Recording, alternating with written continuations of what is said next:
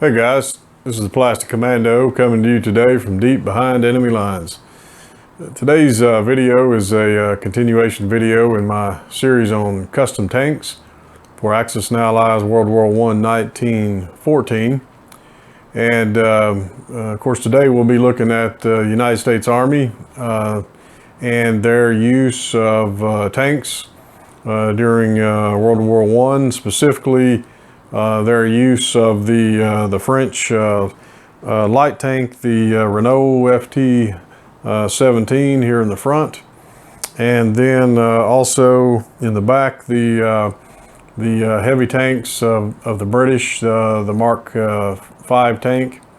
And so these are the tanks that I'll be incorporating into my game as custom tanks for gameplay in Axis Allies 1914. And actually the U.S. version of the French tank was commonly known as the M1917 version. So, but just a little bit of background: the U.S. Army really began investigating, looking seriously into tanks in 1917 at the direction of General John J. Pershing, who was the American Expeditionary Force commander. And this was at a time even before the United States entered into World War I. The purpose certainly was to study tank development, in particular with interest in the British and French designs. And ultimately this study was certainly fruitful and positive in that it led to the development of the tanks into the United States Army, as indicated from both the British and the French, and both, again, a heavy and a light tank design. The version of the French Renault, which I've certainly detailed in my prior video on French custom tanks, as you recall, it was a two-man crew, had a main gun of a 37mm cannon, and the heavy tanks of the British, the Mark V, were certainly much more well armored and well armed. Had two battle main guns that were 57mm, and also accompanied with the main guns was 4 machine guns. So it was much more heavily armed, certainly, than the French Renault FT. But famously, at that time, Captain Patton, of course, who would later, go on to become a great armored tank general in World War II, George S. Patton, was tapped at that time to basically spearhead the development of the first tank school for the United States Army. Did so successfully. Tankers were trained in both tanks, and eventually fielded on the battlefields of Europe into 1918 once the U.S. Entered the war. Initial engagements were alongside with the French against the Germans in the fall of 1918, and famously also tanks were utilized in the Meuse-Argonne offensive as well from the U.S.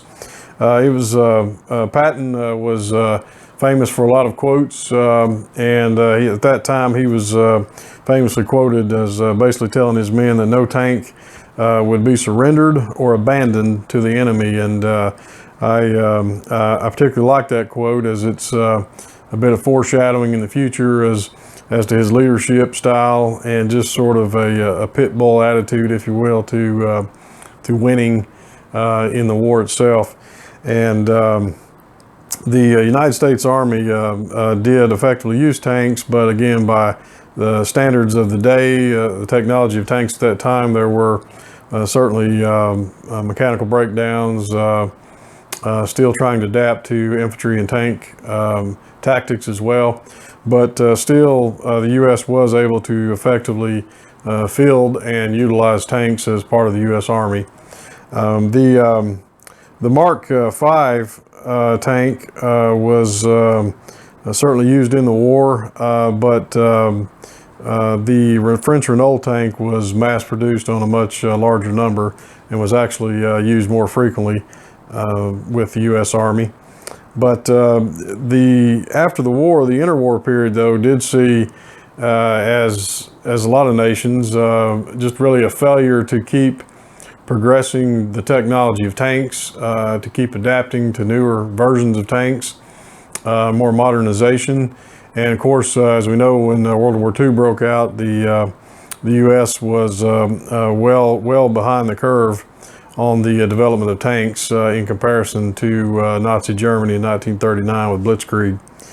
But of course, General Patton did go on in World War II to lead effectively an armored corps, and was certainly very successful in his engagement against the Germans with his level of training and superiority as a leader in armored warfare. So, real quick, just the versions of the tank certainly I'll be utilizing in the game. Of course, this is the British Mark V. Come around here just a bit to kind of give you more of a close-up view. Of course, we see this is the out-of-box version tank, certainly, that comes with the game itself. I've got the American star on the side, both sides. That is primarily for game customization. I don't recall seeing any pictures of U.S. armor in World War I that had a big old American star, but I do like it for the distinction of the tanks and the armies in this war, and certainly we'll be utilizing this as a means of differentiating the tanks. The decal itself is from I-94 Enterprises, which I really like. The background paint on the vehicle itself is my standard olive drab from Tamiya. Once primed and sprayed, it was sealed. Well, before that, it was actually a bit of Army Painter soft tone shade, and then sealed with a bit of Minwax satin to help blend the colors a bit better. And then my typical followed up after a drying period with my Army Painter matte varnish. And so we've got 2 coats of seal on these tanks, and they turned out really well.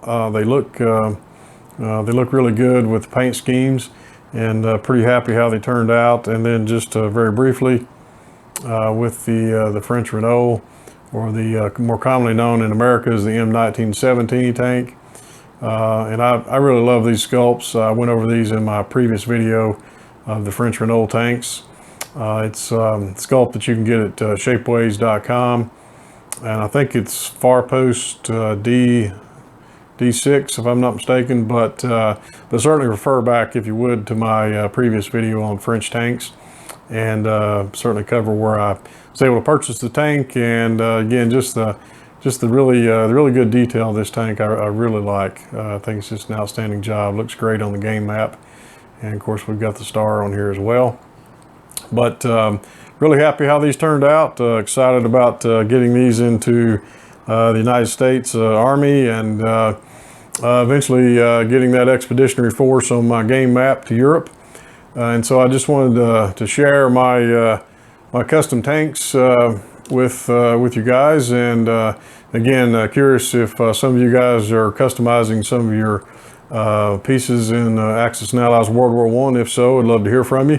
And also, if you have not subscribed, I encourage you to do so. We'll be having future videos on this channel as it relates to gameplay, Axis Allies, and eventually to a game that I'm working towards, but for my demands of work and life, we'll eventually get there. And so I encourage you guys to stick with me, and look forward to interacting with each of you as we continue on. So hope you guys have a great day, great weekend, and we'll talk soon again. This is the Plastic Commando, over and out.